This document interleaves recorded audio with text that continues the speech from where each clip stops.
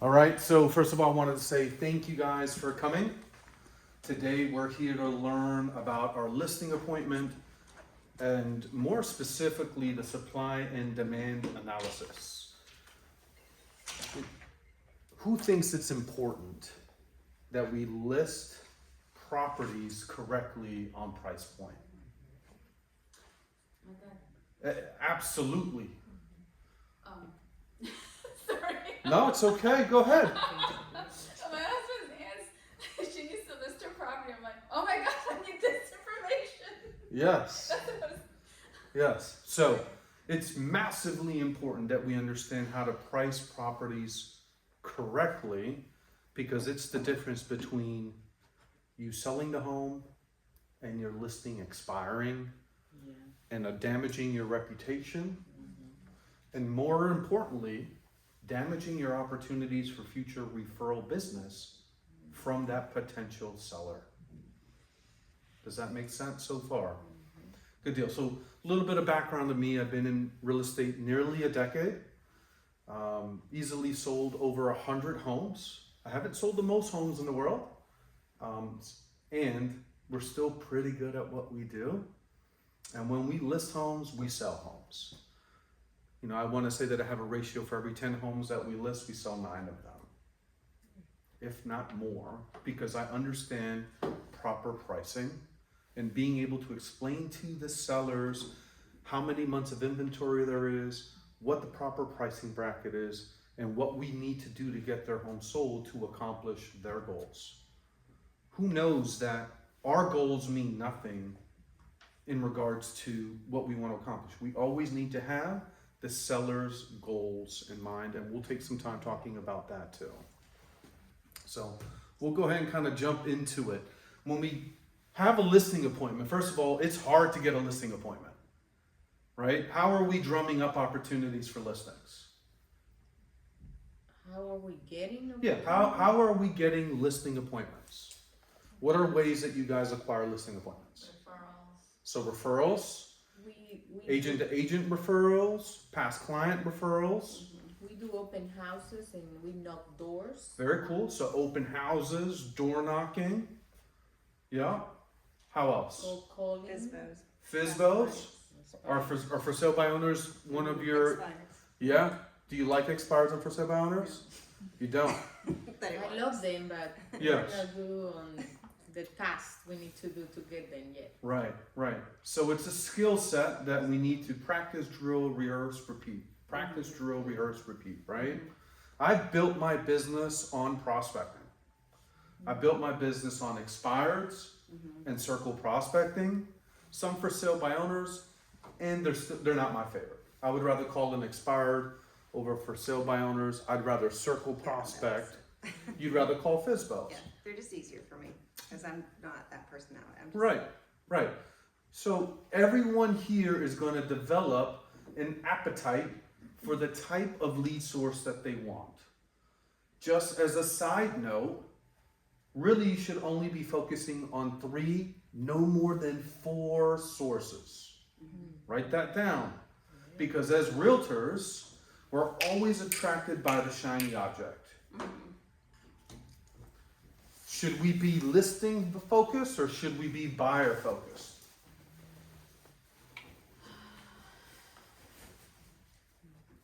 Listing focus. Absolutely. Gary Keller in the MREA says, those who list last. Those who list last. Getting buyers, even in this market, is easy. But the average, let's say you're a grade A realtor, you're incredible at real estate, you are a professional. Let's say you are that type of agent. A grade A realtor can handle, at any given point, 5 buyers at a time. 5 ready, willing, and able buyers. Do we know what ready, willing, and able buyers are? Right? Someone who is going to buy cash or has been pre-approved by a good lender, not a Rocket or something like that, who's got a true approval, and they want to buy something within the next 90 days or less. To me, those are the 3 requirements for a ready, willing, and able buyer. So if you've got a great agent, they can only handle 5 ready, willing, and able buyers at one time. Buyers take a lot of time. Probably have to show a buyer at least 10 houses. If you're good, maybe you can do 6 or 8 houses. But sometimes there's buyers that just won't get off the fence, and you may have to show them 20 houses. Imagine you had 5 of those buyers, and you showed each of them 20 houses. That's 100 homes. That's too much time. That same agent, that grade A professional realtor, can handle 20 listings at the same time. What's greater, 20 or 5? 20. Right? And potentially more if they have the right leverage in place. So I am going to encourage you, for I know how easy it is to get a buyer. I'm going to encourage you, I'm going to impress upon you the importance of becoming listing focused. Repeat after me, listing focused. Listing focus. Yes. Listing Yes, focus. all right. So we've got our listing appointment, whether it was a FISBO, an expired, some door knocking or open house. We've got an appointment. Congratulations. That's a big deal, right? We want to make sure that when we pull up to the driveway, I personally don't like to park in the driveway. I like to park off to the side. I like to obviously show up on time. And when we get into the door, the very first thing I want to do is thank the owners for their time. Right? Thank you so much for allowing me to come by. It's always an honor to serve someone who is considering selling their home. I'm also going to ask if they'd like me to take off my shoes. One, they may have cleaned the home for us to be there. 2, there's other cultures that are really big about taking off your shoes when you enter into a home. So I want to be respectful of that. Once we've done that, then I'm going to ask them to give me a tour of their home. So far, everybody on pace, right? Nothing too crazy, nothing mind-blowing yet, but it's important that we just take a few moments to kind of go over these simple thoughts. I want to find out what they love about the home. I'm going to ask them. So when you guys bought your home, why did you guys buy this home? Well, we have this beautiful view of the lake. Or we really love the open concept. Or, oh my gosh, my wife fell in love with the kitchen right when we walked in. Oh, I love the size of the bedrooms. Write it down. Because more than likely, people who are going to buy that house in the future are going to fall in love with it for the same reasons. As I'm going through the home, I'm going to ask them about their updates. Tell me a little bit about your upgrades. When were they done? Taking notes. Taking notes. Side note, always love their home. If they've got green carpet, if they've got incredibly old wallpaper, if stuff is broken, this is not your place. Just tell them you love their home. Look, I love your home. We're sure it's going to sell. Not the time to start talking about maybe we need to do a couple of things to get it show ready. Love their home. Perfect. So now after we've gone through the tour, we've taken some notes of the updates. We say, okay, great. Can we sit at the table, at the kitchen table, right? Once you guys sit down, take the time again to thank them, right? It's still an invitation. Thank you guys again so much for allowing me to come by to your home. I'm looking forward to helping you guys sell your home and making sure that we accomplish all your goals. When we're at the kitchen table, I'm going to pull out the tax form, right? Pull that out from the property appraiser. Or do you guys use PAPA here? Yeah, so the Palm Beach property appraiser site, right? I always pull out their tax form. I want to make sure that I'm actually talking to Mr. and Mrs. Smith. Are you Mr. Smith? Are you Mrs. Smith? Well, actually, it's my mother. Maybe we should reschedule, or maybe we should have did a better job on the phone Yeah. with the appointment. Right? We go over a couple of major things, right? I want to go over purchase price. When they purchased the property, let's say they bought it back in 2011. They bought it for whatever, $250,000. I want to verify if the property is being homesteaded or not. I want to verify square footage and bedroom count. There's a lot of times where the tax record will say it's a 3-bedroom home and it's a 4-bedroom home. Or sometimes the other way around. Or they've converted the garage into a bedroom, permitted or non-permitted, right? The tax record does provide a great amount of information. I also want to verify square footage.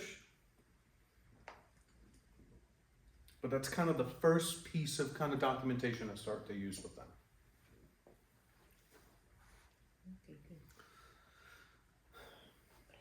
Now we move on to the needs analysis.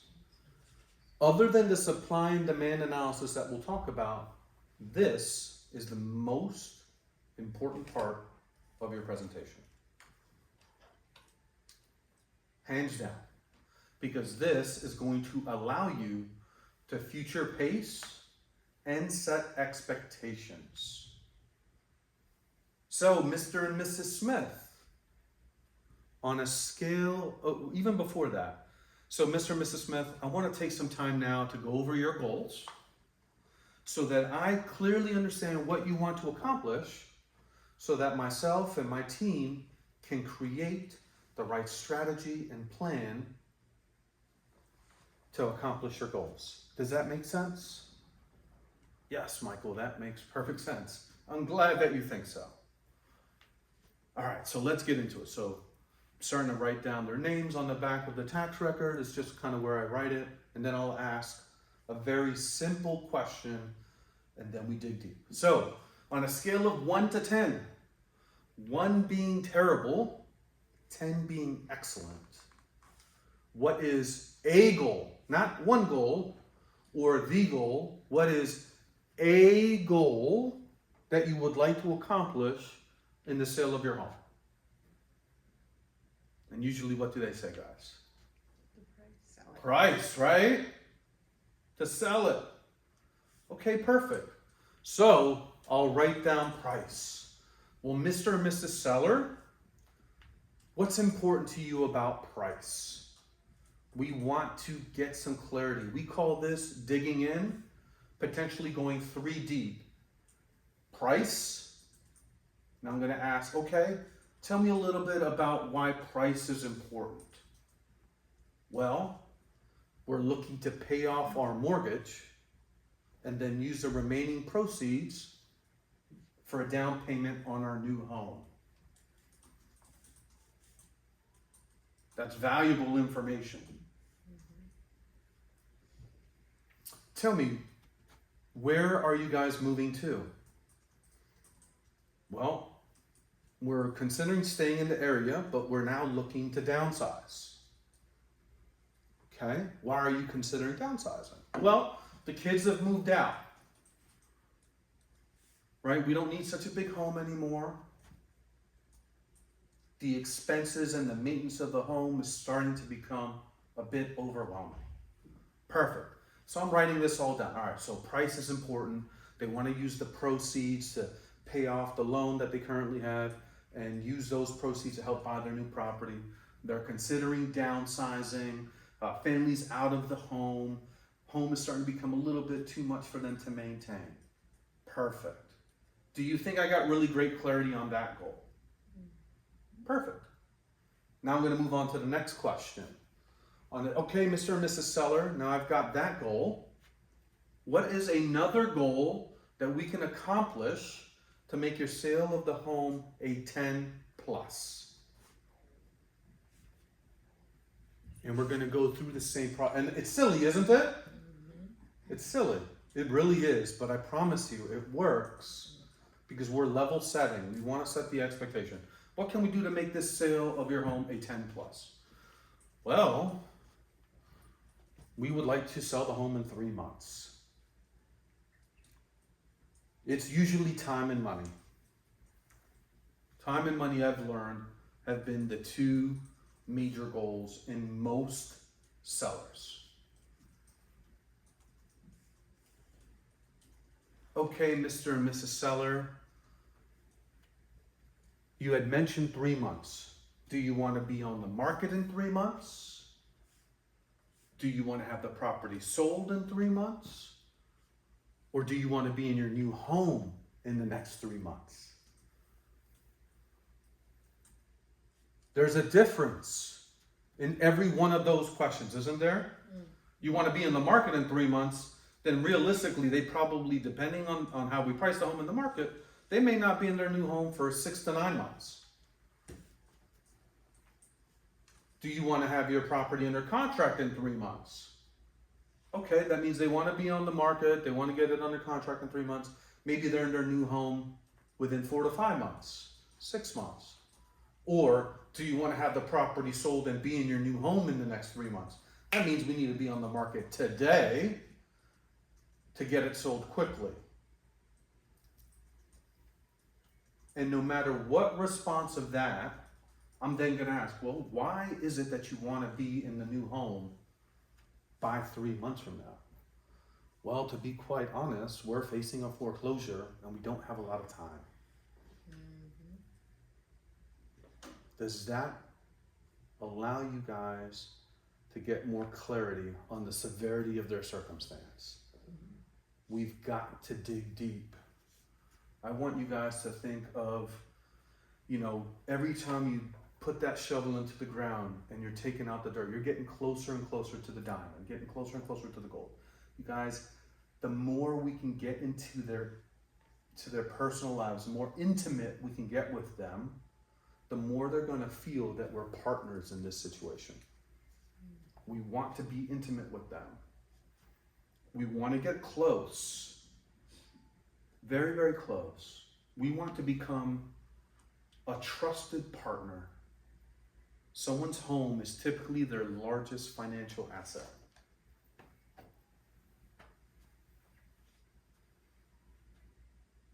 Now I'm going to ask the question again, but it's even sillier. All right, so I understand price, I understand time. Now on a scale of 1 to 10, what can we do to make the sale of your home a 10 plus? Like over the top.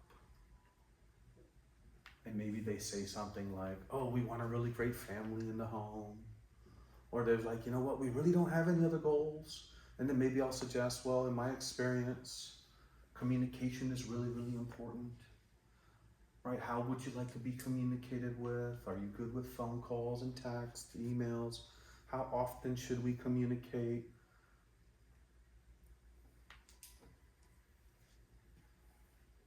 Any thoughts or questions so far?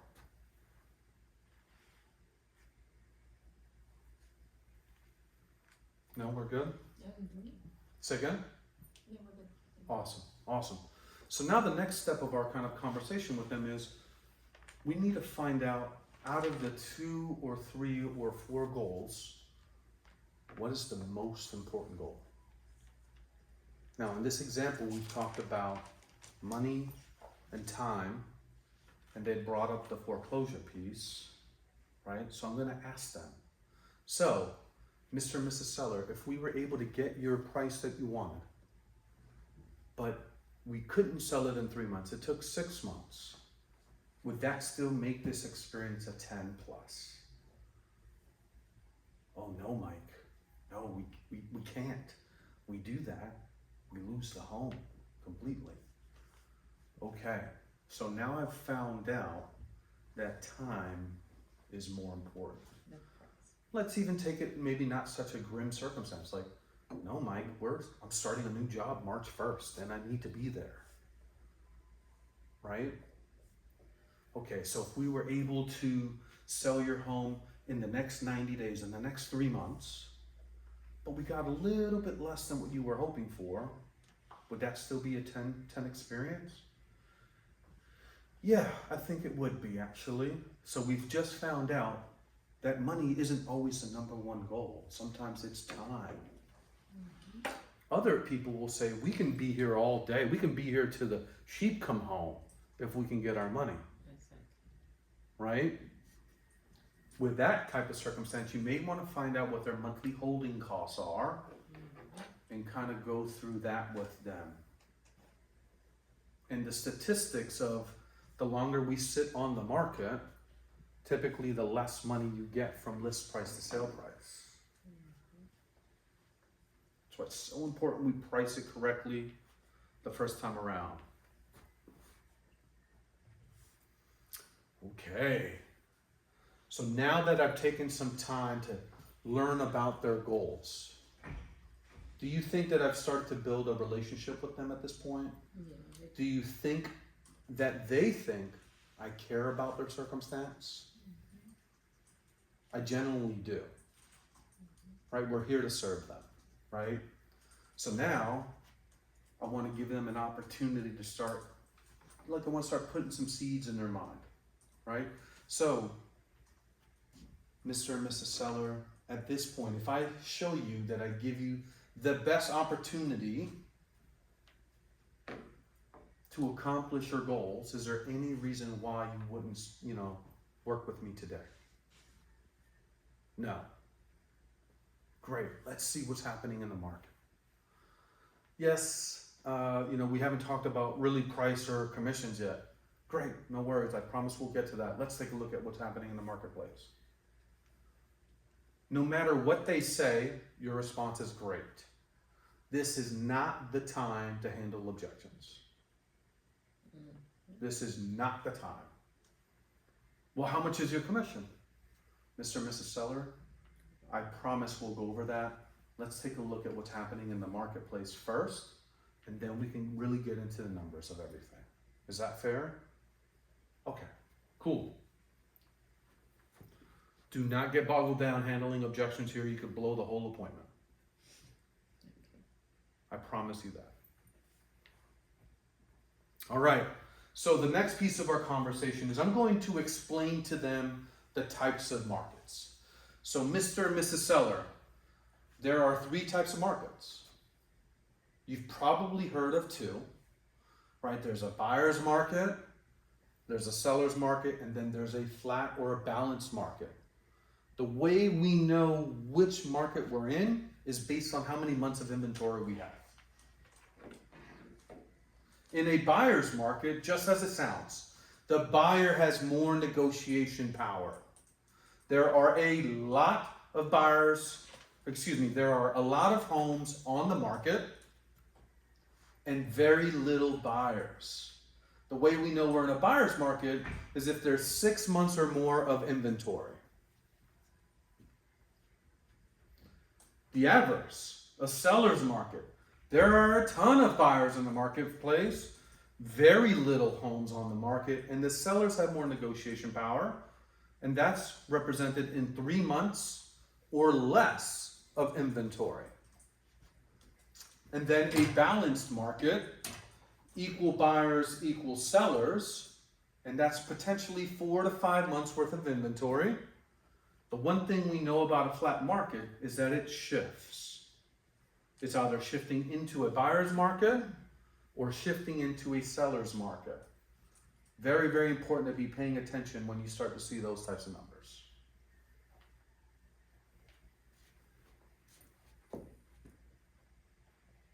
Any questions on that so far? So you said balanced market will be 6 months of inventory? No. It's a buyer's market, The buyer, but the balance? 4 to 5 For- months. Okay. Yeah, good question. Very, very good question. Yeah.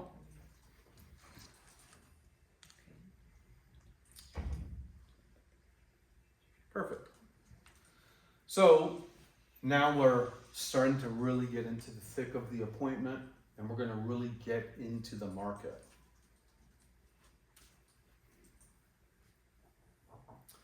So we're going to do a macro comparison versus a micro comparison. And I'll kind of pass this around so that you can see it yourselves.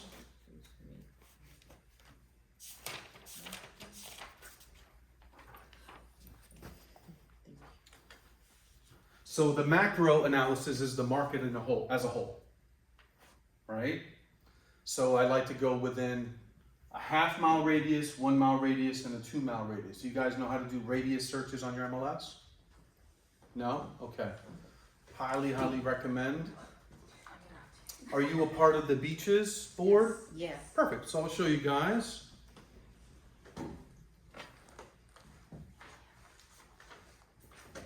So here's a great way to do it. Can you guys see this on the screen here? I know. No, I'm like, Right here, we're going to use that area of your search menu, right? And I'm just in the residential sale. I do flex. What are you? What is that? So this is the beaches MLS, right? And somebody give me an address. If you don't have one, I'll use one of my own. It's fine. So here,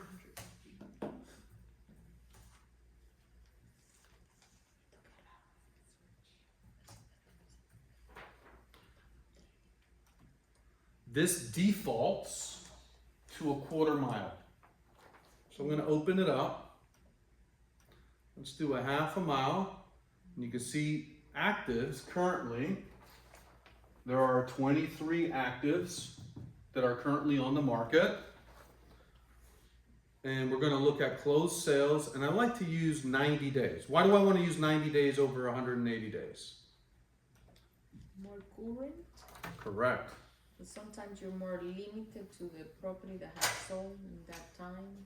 Sometimes you gotta go to 6 months. Right. So 1/2 mile. We had 23 actives and 9 closed sales over the last the last 3 months. I'm going to do the same for a mile out.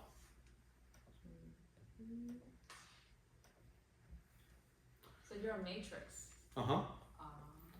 So a mile from that subject property, we have 143. Metric. Oh. And how many closed sales? 44 closed sales in the last 90 days. No flexibility with the matrix. And then last but not least, we're going to do a 2 mile radius search. No, we don't use matrix, we use flex. Let me see where you are. Wow, look at that. 829 actives in a 2 mile radius. And how many closed sales do we have? 212. All right, so now we're going to get into the actual supply and demand analysis. And this is where you are really going to add some value. I'm lost Don't worry, on that search that you did. that's okay. Okay. You'll be able to do a radius search. We can look into it afterwards. Yeah. You can do it with your map with the circle from a dot. With the, on the And then side you can go out and yeah. it tells you. Yeah, I from do it how like much. that sometimes. You yeah. can do it that way. Thank you. And if we take some time to kind of go over that, this will help quite a bit. So, the first thing we want to find out is our absorption rate or consumption rate. Have you guys heard that term before? Yeah? Más o menos? Más o menos. Yeah? How about you? Have you heard a consumption rate or absorption rate before? Absorption, consumption. No? Okay. So it basically means how many homes are being sold in a specific time frame. Yes. So when you're doing those numbers, if it's a condo, Uh-huh. are you specifying condos or are you looking at all sales? Great. So right now we're looking on the macro. Good question, right? So this is the market as a whole, Okay, right? Macro, whole. Micro, very specific to then you property. start putting the details. Okay. That's correct, correct. So, our time frame that we're looking at is 3 months. So the way we calculate our consumption rate is the number of closed sales divided by the number of months. So in our example here, we have 9 closed sales divided by 3 months, right? So 9 divided by 3 gives us 3 homes selling per month. So our consumption rate is 3. Again, I'll explain. We have 9 closed sales in the last 3 months. So how many homes are selling on a monthly basis? That's our consumption rate. That gives us 3. Now to find out our inventory, we'll now need to look at the actives. This is just an example, and I'll come back to that in a moment. We'll need to now divide the actives by the consumption rate, and that will give us how many months of inventory we have. So somebody do the math for me. Active divided 23 divided by 3 gives us what? 7.6. So, in regards to time, we round up. So it's 8 months of inventory. Now I'll look at the buyer. Remember we took some time to explain the 3 different markets? I'll look at the sellers and I'll say, okay, are we in a buyer's market, seller's market, or flat market? Buyer's market, right? Yeah. So active divided. So you divided active on over what to get the month of inventory? Sure.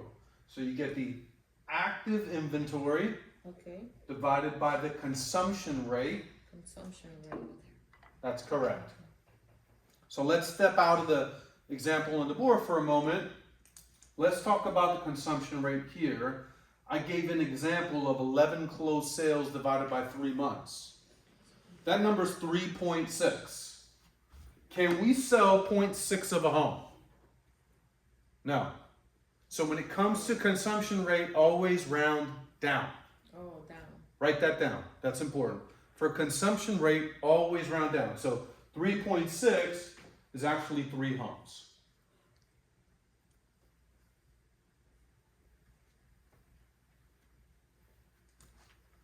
All right, let's move on here.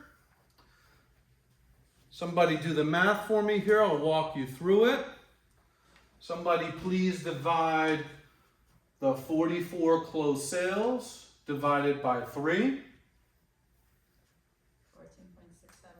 So 14.67. So what's our consumption rate? 14. 14, right? So 14 homes sell per month.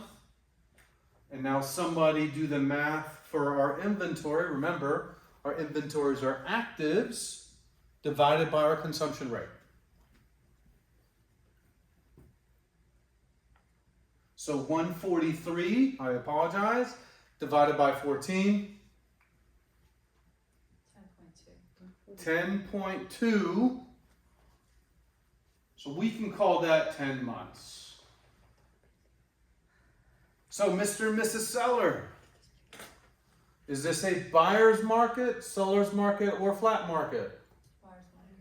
Buyer's market. We're starting to build a case here, aren't we?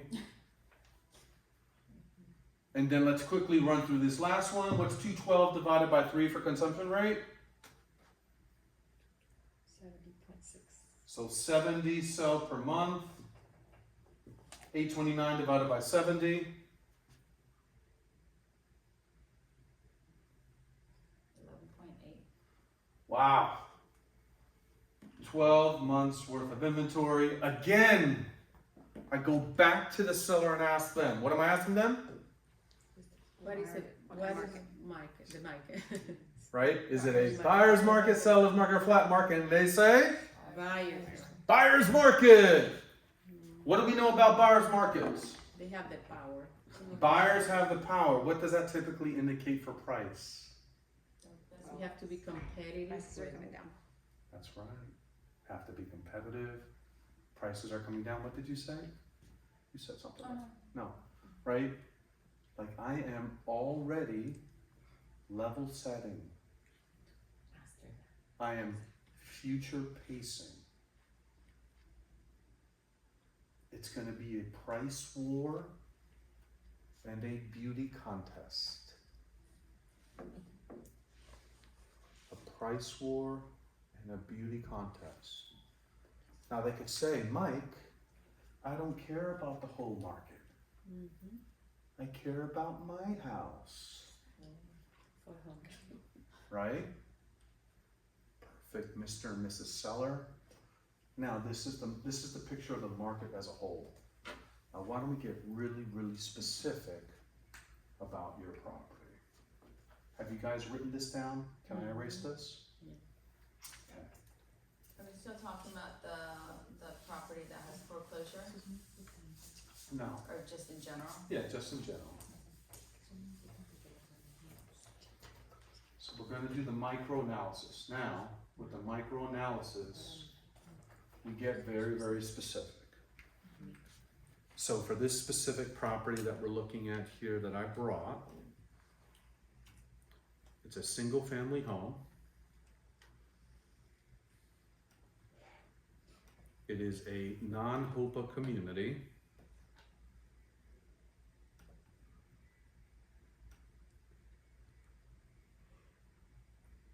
And I've already had an opportunity to kind of see what's happening in the neighborhood, right? Because you're going to have a general idea of what's going on, right? What the difference is, are you going to price the home at 350, 400, 450, right? So we're going to be looking at that, right? We're going to get very, very price specific. So since we're starting to talk about price, I'm going to go to that part of the presentation for you guys. Pricing brackets.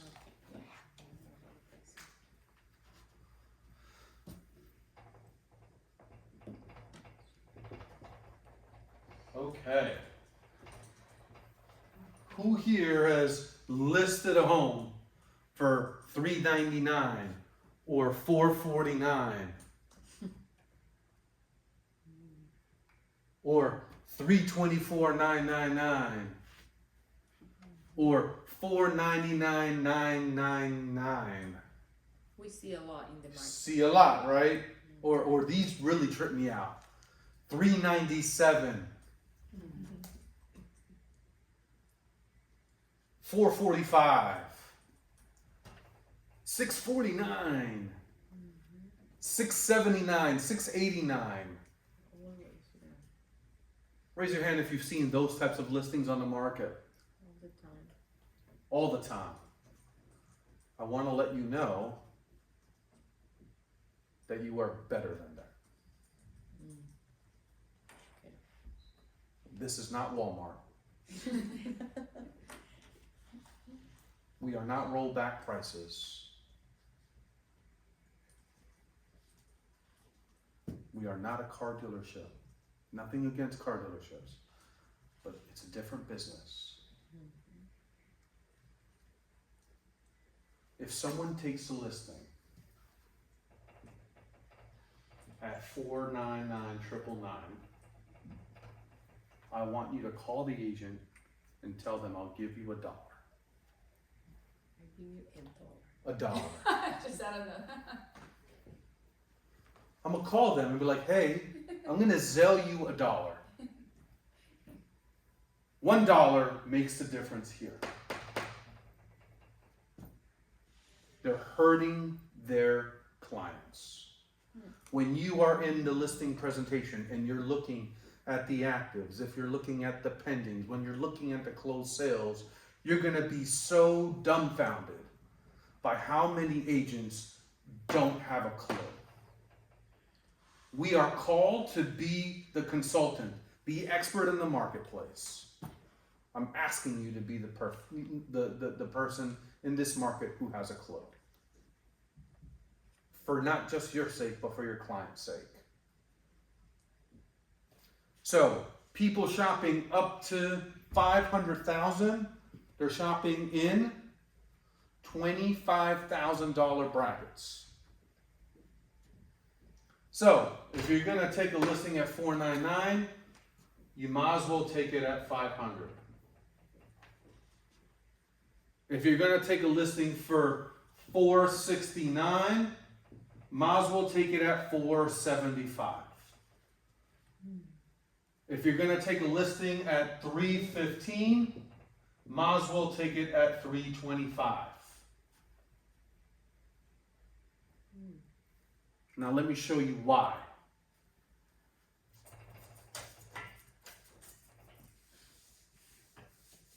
Is there an advantage of it being that $9.99 where it puts it at the top of the list? No. No. I'll show you why. Okay. So, $475, $500, $525. Can everybody see this? Yeah.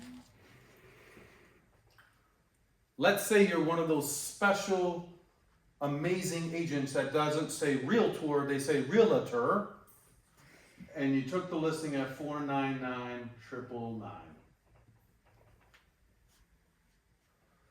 They are going to get all the buyers up to $500,000.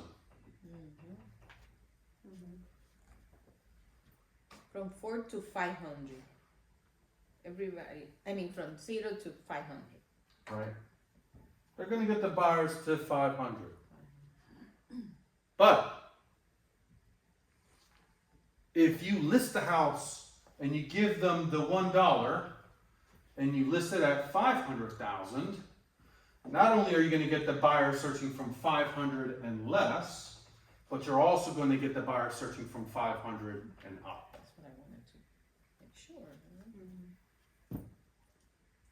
That alone is the price of today's admission.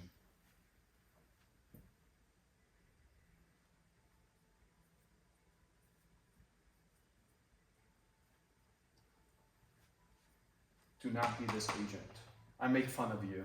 I really do. I do. It's because they wanna be on the under 500. They wanna be on the 400s. Okay, so let's have that conversation. Then if that's the case, then list here. $1. 475. Why? Because you're gonna get the buyers from 450 to 475, and then you're gonna get the buyers at their top end or their low end number is 475 and up. You'll get both sides of the coin, both sides of the market. This also leads us into the conversations of price improvements. You've been on the market for 500 for, let's say, 30 days, and you haven't gotten the activity that you want. What kind of activity should we get? Showings, offers. Right. How many showings? How many offers? Really, it's the first 15 days. But with the market being slower, we can say 30 days. We don't want to wait 30 days. I'll tell you that. No waiting. Right? But if in the first 2.5 weeks, right, the first 15 days, if we haven't received at least 8 or 10 showings, we know that the market has rejected our offer. 7 to 10 days. I'd say 15 days on the top end. Right? We should have gotten 8 to 10 showings. We know that the market has rejected our offer. What if in those first 15 days we did get those 8 to 10 showings, but no offers? right? The market has still rejected our offer. We were really smart. We got great photography. We priced it at a great bracket where we see the activity moving, but no offers. The market has still rejected our offer. And what do we need to do? We need to react quickly and do that price improvement to 475. Like 25,000 increments. That's right. Because people are shopping at that price point in $25,000 increments. When we go from 500 to 800 or 500 to 750, now remember guys, this is an art more than a science. But from my experience, people who are shopping between 5 to 800 are shopping in $50,000 increments.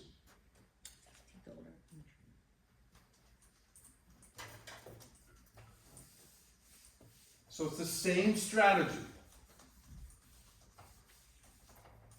Right? Don't take a listing at 649. Take it at 650. Don't take a listing at 679. Take it at either 675 or 700. Or excuse me, at 650 or 800 or 700. They're shopping in $50,000 increments. Once we get over 800,000, maybe we can play a little bit, right? 850. Right? Once we kind of break that 850, then maybe we can look at $100,000 increments, over $1 million, $100,000 increments. But it's so important that we get this right. So we should get these even numbers, like whole numbers, no Correct. spreading 9999 Correct. something. And we should do any adjustment should be Depending on the price segment that you're in. So 500,000, we should be doing price improvements by 25K. 25. Okay. If we're I here got you. at the 5 to 800 range, we should be doing $50,000 pricing Okay. improvements. I'm letting you guys know those conversations are never easy. Mm. But we want to set the stage right from the listing appointment. Yeah. And we want to set the expectation right at the listing appointment. So Mr. and Mrs. Seller, I know that you want to try to get the most amount of money for your home. I have no problem swinging the bat for you with the understanding that in the first 15 days, if we don't get the activity that we're looking for with the offers to match, then we're agreeing to do a price improvement to $750. I am getting that commitment from the listing appointment. I am future pacing. Because the last thing you want is to pick up the phone and not have set that expectation. That conversation significantly harder. Or the last thing you want is them to call you like, why aren't we getting any activity?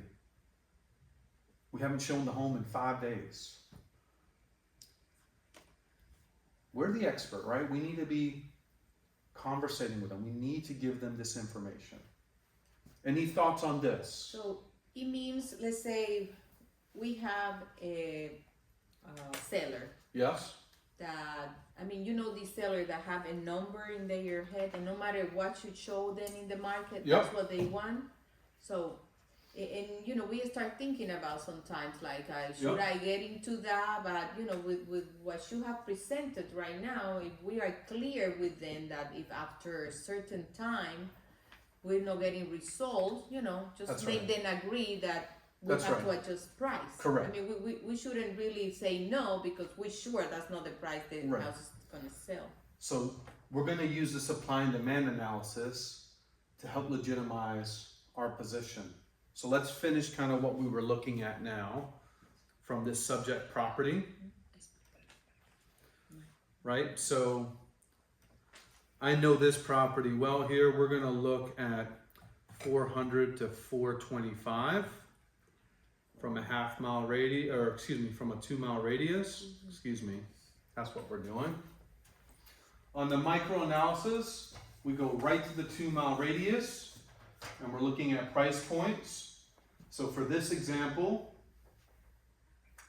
we're going to look at 400 to 425, 425 to 450, 450 to 475, and 475 to 500. Okay, so in the 2 mile radius, we've got 4 actives and 9 closed. That's positive, right? So we got 9 selling in the last 3 months. What's our consumption rate? 3. That's right. Right?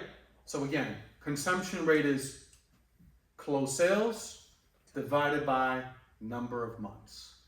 So we've got 3 selling per month with 4 currently on the market.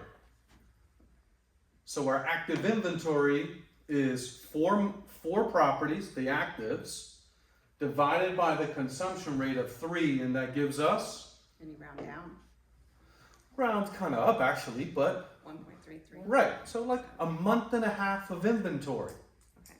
right? We have a month and a half of inventory. Now remember, on our macro analysis, everything we saw was a buyer's market. Everything. Now, Mr. and Mrs. Seller, from 4 to 4 1/4, we have a month and a half worth of inventory. Is that a buyer's market, seller's market, or flat market? Sellers. Not just a seller's market. It is a strong seller's market. If time is one of their concerns, Right. I'm going to go back to the needs analysis once we get through this to help with the pricing conversation. The needs analysis is imperative because it's going to give us the ammunition for the pricing conversation so that we can accomplish their goals. All right, let's look at the next price bracket, 4 1/4 to 450. 4 1/4 to 449.99.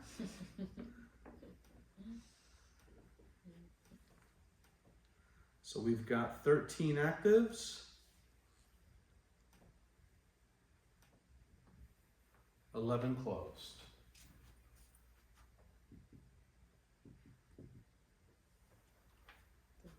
All right, who's going to be the big person in the room to give me our consumption rate? So 11 closed sales in a 3-month period. What's our consumption rate? Oh, 3.6. Oh, I did that wrong. It's okay. Closed sales divided by 3 months. 3.6. Right, so what do we do there? Do we round up or down? Down. Down. 3 months of inventory. So 3 selling per month. And what's our inventory now? We've got 13 actives divided by 3 homes selling per month. 4.33. 4.33. So 4.5 months of inventory. Buyer's market, seller's market, or flat market? Flat That's balance right. market, That's balance. right. Flat balanced market. Flat market.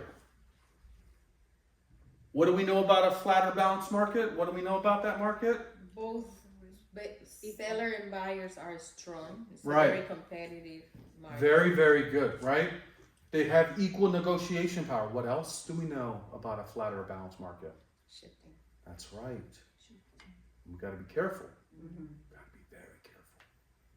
Right? Okay. Next pricing bracket. We're doing 450 to 474, 474.999. No, of course not.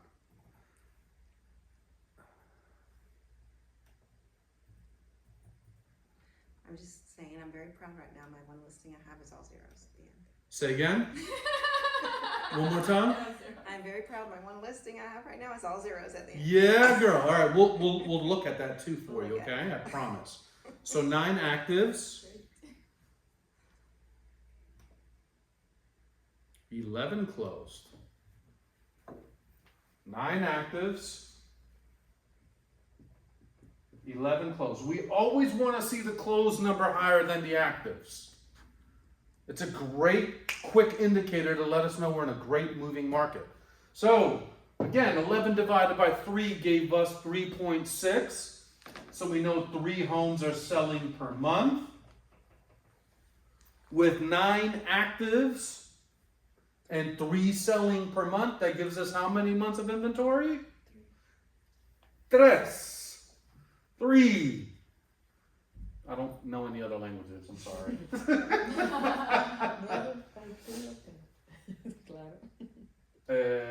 Einstein, no, that's it, that's all I got. All right, so 3 months worth of inventory. What's the question? So it's a, what kind of market is that? It's a seller market. Oye, ahora estamos empezando, right? Right, now we're starting to understand. Right, so we always pose that question to the seller. Why do we want to keep posing this question to the seller? So they feel involved and they're learning. So they're involved, so they're engaged. We do a lot of talking, and really we don't want to do a lot of talking, right? We want to pull them in. We want them to answer everything and That's- understand. That's right. So at the end, they're the one that are gonna come with the price. That's exactly right, and I'm going to show that to you. But we're helping them self-discover. That's right. You got to do that with that vieja. She's got to self-discover. All right, for you guys that don't know that, I'm going to leave it alone. All right, last pricing bracket that I'm going to sniff at here with this seller. 475 to what? 500. Why 500? No, for $99.99. Okay, just making sure. Especially for La Viejita, right? Yeah. So 6 actives, 11 closed. Ooh, that's really good. Okay, then we take that. So again, closed sales divided by time gives us our consumption rate. So 11 divided by 3 is 3.6. Takes us to 3 sales a month. With 6 actives. 6 actives divided by consumption rate gives us our time, which is 2 months of inventory. And for the last time I'll ask them, what kind of market are we in? In this pricing bracket, we are in a seller's market. So they're gonna say they want 500. They could say that, right? What 3 things sell a home? Write this down if you don't know it. What is it? What 3 things sell a home? 3 things, so. No matter if you're in a buyer's market, flat market, or a seller's market. Number 1, most important, price. There is always a buyer for a property if the price is right. Every property has a selling price point. Every single property. Now, whether the owner of that property agrees is a whole nother topic. But every property can sell, No matter the condition or whatever. no matter what. Second thing, presentation. How are we presenting the property to the marketplace? Am I taking my cell phone and taking pictures around the house and putting that on the MLS? Do you know how many pictures I see of a cell phone in a bathroom mirror like this? Do you realize how sick that makes me? Not for me, but for the seller. Do you know how many times I see a thumbprint or a finger in a picture? It's disgusting. It makes me sad, depressed. those are the realtors that give us a bad name. Real estate is hard enough, but if we just operated at a higher level of professionalism, it would definitely be a little easier. We are viewed upon as like used car salesmen a lot of times. We have a very negative perception. It's our job to try to raise that level. I know a lot of people are fretting about the NAR settlement, about the buyer agency having to pay and stuff like that. But I'll tell you, it could be a really, really great opportunity for us to make more money. Not only will I get the sellers to pay me, but depending on the situation with the buyers, I'm gonna have the buyers pay me too. Yeah. On one deal, the deal fell apart, but I was in line to make 8% because I represented the seller and I represented the buyer. Oh, how juicy that would have been. Okay, granted, it was a small, it was like $100,000, not a big property, but $8,000 is better than $3,000, right? All right, what's the last thing that sells a property? Marketing. Location? Marketing. Marketing. Price, presentation, and marketing. You're right. Now, location, as you mentioned, Alessandra, is important. Yeah. Because the location gets the buyer there. But only one property isn't for sale in that location. I really, really love Jupiter and I want a single family home in Jupiter because it's a beautiful community, there's great schools, the crime is low. Okay, cool. Now they're in Jupiter. Is there one house for sale in Jupiter? No. There's probably hundreds, maybe thousands of homes for sale. Right? People want to leave also. Right. They want to go further north or they want to go south. I'm open to opportunities that you guys want to introduce me to people. Right? So now we've done the supply and demand analysis. Now we want to get into it. What do we show the seller?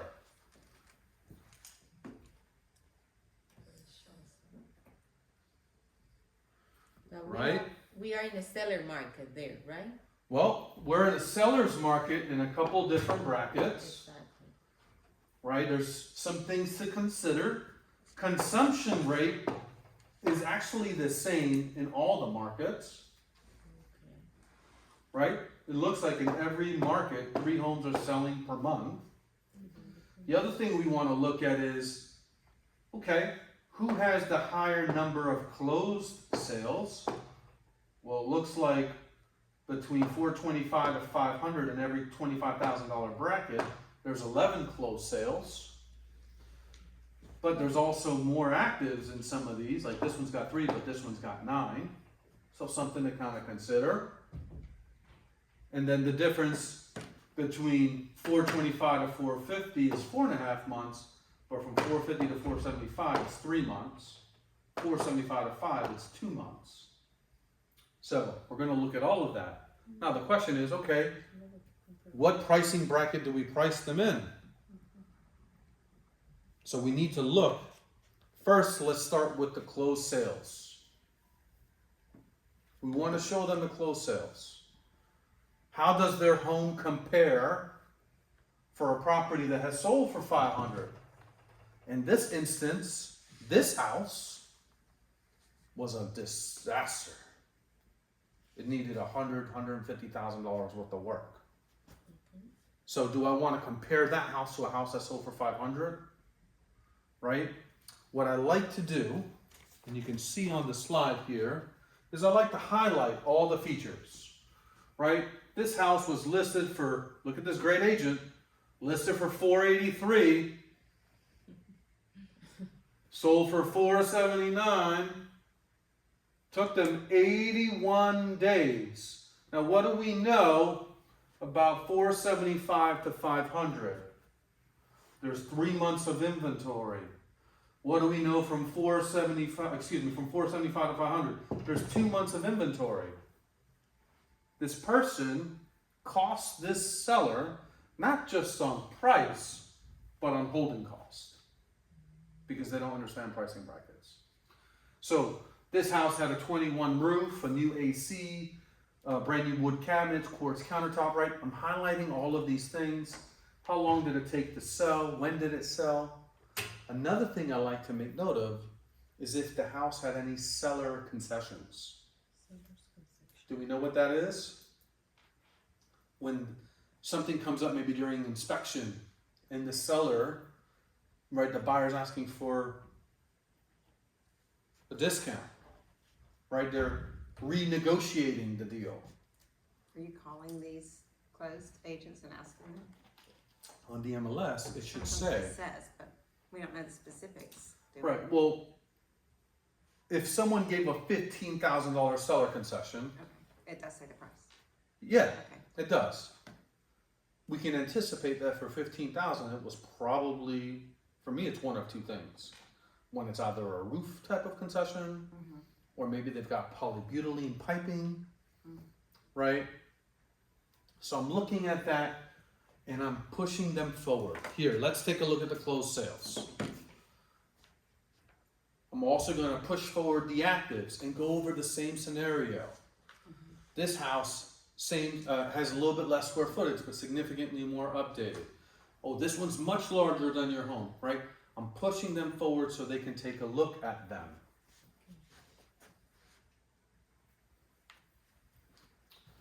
Right? The other thing I like to indicate is if the house has had some price improvements. So take a look at these, pass them around.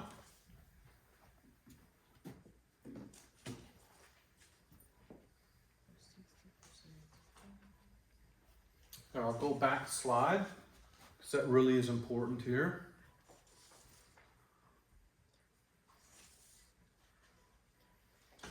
Right, on these active properties, I want to make sure that I'm telling them how many days it's been on the market. Right, that house has been on the market for 108 days. What do we know about a home after the first 15 days? We'll sell for less. Market rejected. Right. The market what? Rejected. Rejected the offer, our offer, the seller's offer.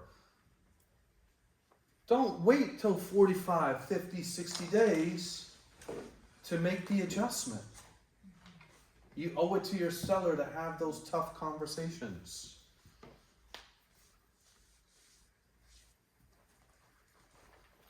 So now that and trust me, this process takes time.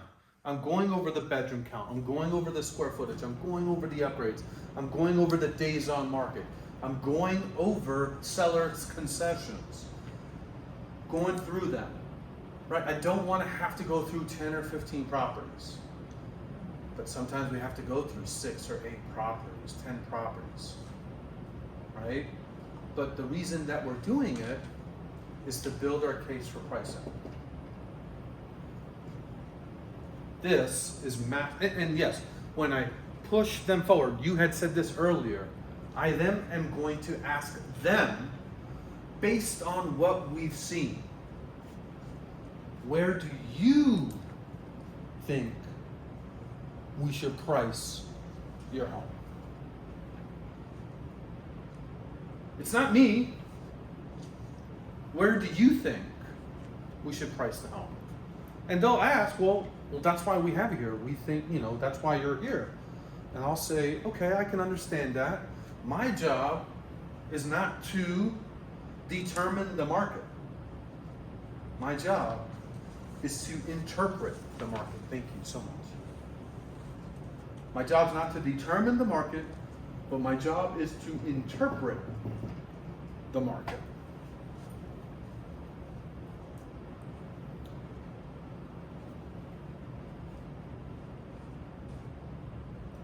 So I'm going to ask you guys an important question here. What's more important to the seller? Price.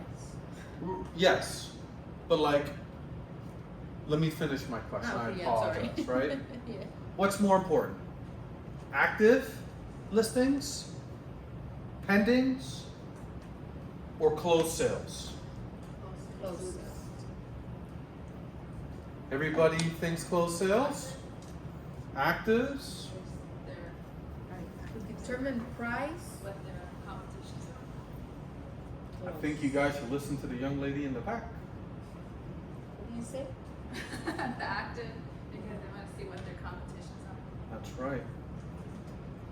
Closed sales are important, but does the consumer who's out in the marketplace care what closed a month ago? Are they looking at that house? That same buyer, are they looking at properties that have gone pending? No. They are looking at what's currently in the market right now. Our active inventory is a very, very good indication of how we should price a home. And if the active inventory, even in a seller's market, is listed at 500,000 and they've been sitting on the market for 108 days, what do we know? The market is not accepting that. That's correct. It has rejected their price. And even worse, if that property has been on the market for 108 days, it's listed at 500, and that property is significantly better in condition than the subject property, then the seller can no way think that they should be at 500,000.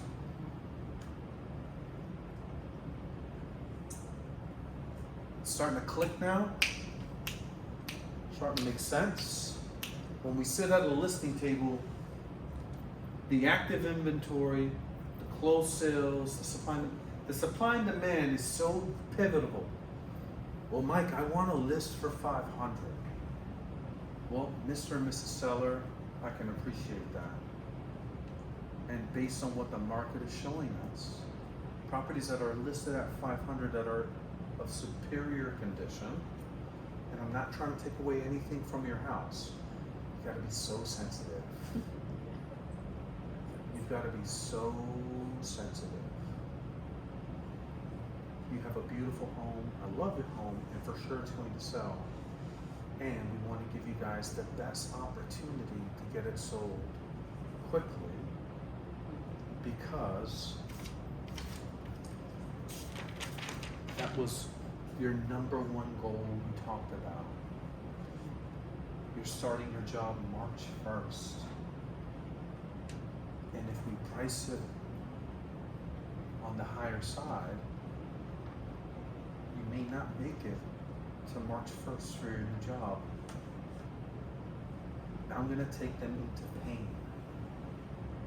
Mr. and Mrs. Seller, what happens if you don't get to where you need to get to start the job by March 1st? Well, I'd have to rent a hotel.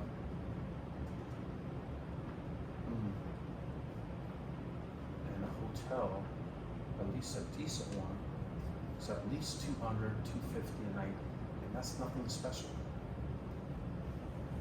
So let's say you're in a hotel, God bless you, for a month. We could do the math, that's over $2,000. What if it takes you 2 additional months? Right? We're talking now $6,000 or $7,000, $8,000. Right? Taking them now to future pain. We want to help them, what was the word that we used earlier? Self-discover.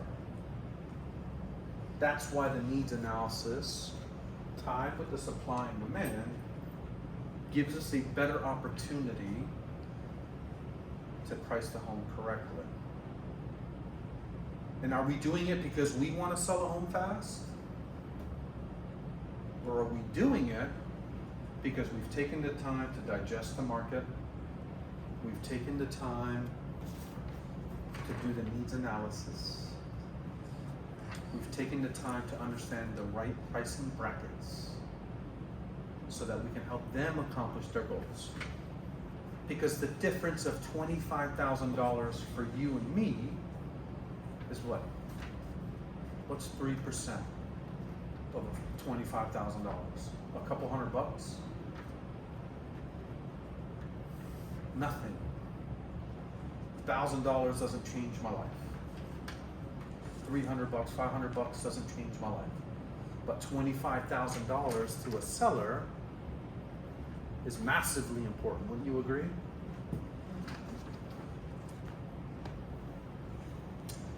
Any thoughts or questions so far? I was gonna ask you about like today market. You know, we see, especially in the condo size, Yes. that no matter how good we price certain property, it's just taking longer. You know, in the market. 1,000%. Yeah. And sometimes, you know, we think about, you know, we get all this time to prepare all this, and then the owner come and say, but, you know, houses, I don't see any movement. Right. You know, I just The wanna- reason you don't see any movement is because of the market conditions that we're in. You have to, it's, the condo market right now is so sticky. In a lot of areas, there's more than 12 months worth of inventory. In some areas, there's 2 and 3 years worth of inventory. And if you can bring this data to them,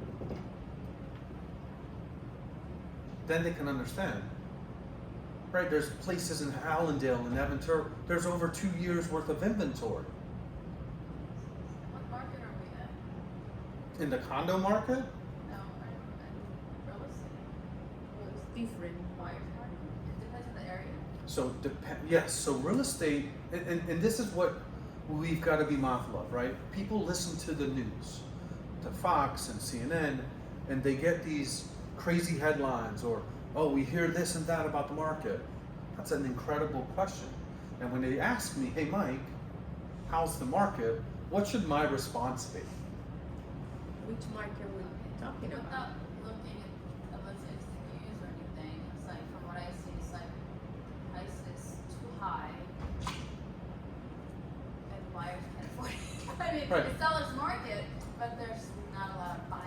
Right, so our response should always be, it depends. It depends. Tell me a little bit about your circumstance. Are you in a single family home? What city are you in? Are you in a condo? What city are you in? Do you have any upcoming assessments? How much is your association dues? The only response to how's the market, when you're at a party or a get-together, if you're hanging out with some friends, the question is, it depends. Why do you ask? Well, I'm just overall curious. Well, I can tell you a little bit more about your specific market. Do you own a single-family home? Yep, I do. Cool. Well, in the single-family home market, depending on what pricing bracket you're in, it could still be a very, very strong seller's market if we price correctly. In other pricing brackets, it may be a buyer's market. It's so important that you get so good at that conversation. I never thought about how strong this information can be. I am so fortunate and so blessed to have been taught this when I got my license. From incredible teachers like John Dietz. And John Dietz learned it from the Ubaldines. And they've learned it from someone else, right? I'm literally standing on the shoulders of people that are significantly brighter than I. Right? I am so smart, right? But the people who really thought about this and have really taken time to kind of deep dive, they're real estate geniuses, right? And I'm just so fortunate that I've been able to learn it, and that I've been able, been blessed enough to really understand it and give back and pay it forward. I mean, I don't see any seller, refusing anything when we make them understand this fact. You hope so, I hope so. but I promise you, Yes. Sellers are still sellers. Yes. But now we've given ourselves an opportunity to serve them better. And when they don't get the results that they want, we can go back without saying I told you so.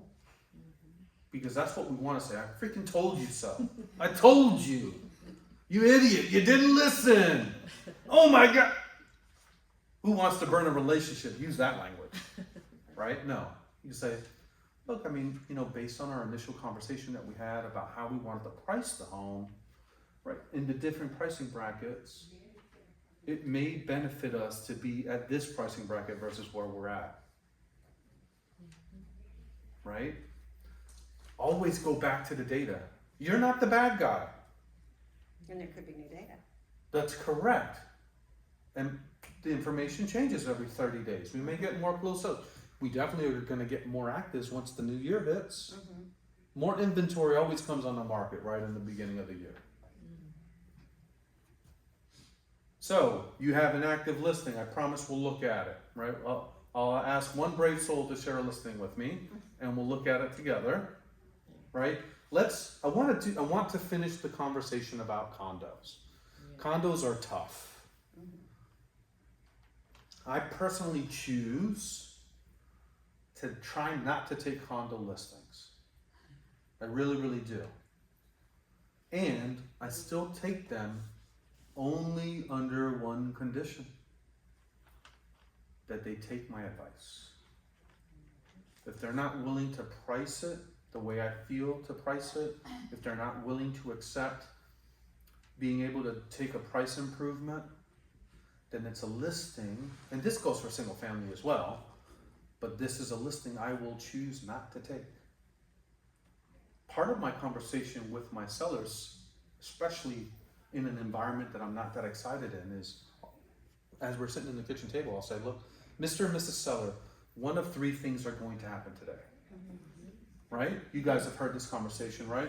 One of three things are going to happen today. One, you're going to love everything I say and I get an opportunity to work with you. That's awesome. Two,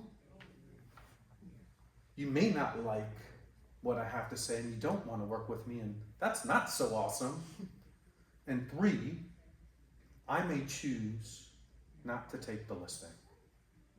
And their response will be, well, what do you mean? Why?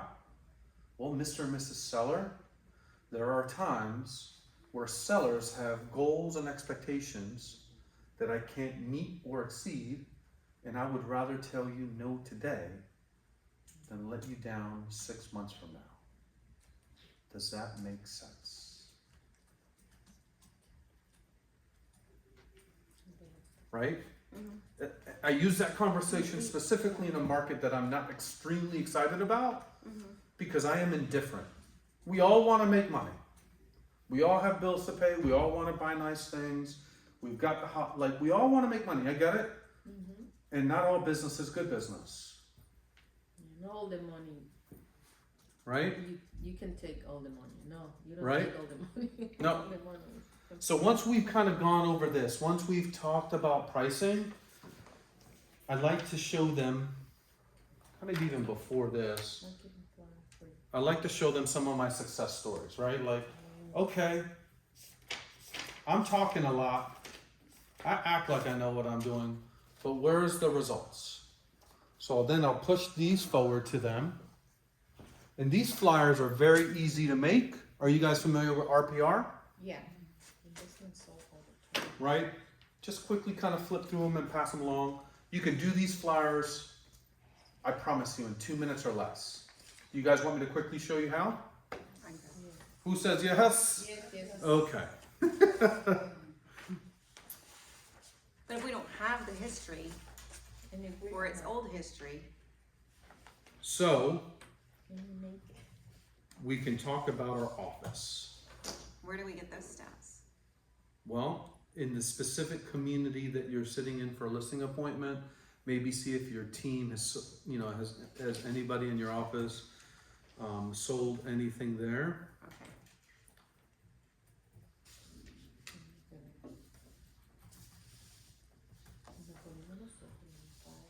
Okay. let's see if that worked.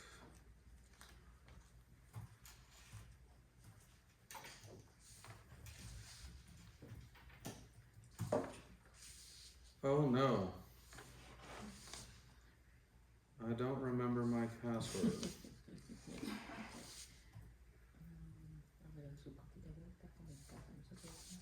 Should be the same as our. Oh no. Okay, anybody know how to log into the RPR? Let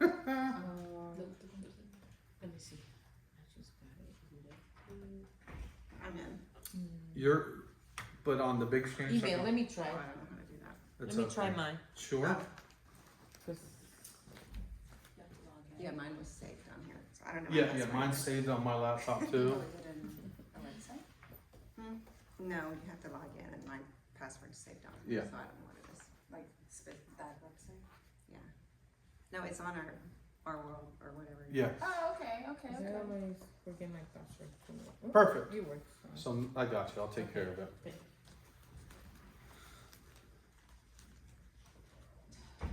All right, so we go to reports. It signed you out, right? So just look on the screen here. We go to reports, go to property flyer, right? And then what I'll do is if you have the MLS number or a street address, let's say, here, let's use this one. 5018 Pebblebrook. And you hit customize? It will. I mean, is that what you do to put in the address? Right. So this was a house that I sold, but you'll see because we're using Alessandra's, you'll see her information pull up here. So I type in the address. I want to do a property flyer. We'll want to customize it. Mhm. Photos usually pop up here. I love how it's not, but that's fine. That's not what I want. And then you run report or Yeah, you'll want to run report. Sometimes that will. Oh, I get it.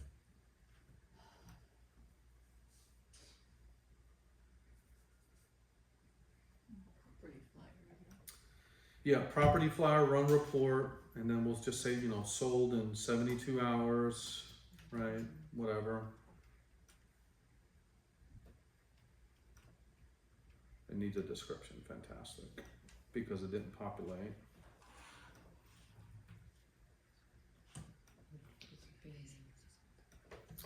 Okay.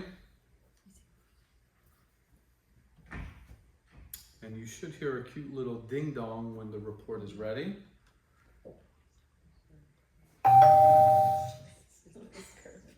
Download report and boom, there you go. okay. Right, like that's how quickly I was able to generate a flyer. See.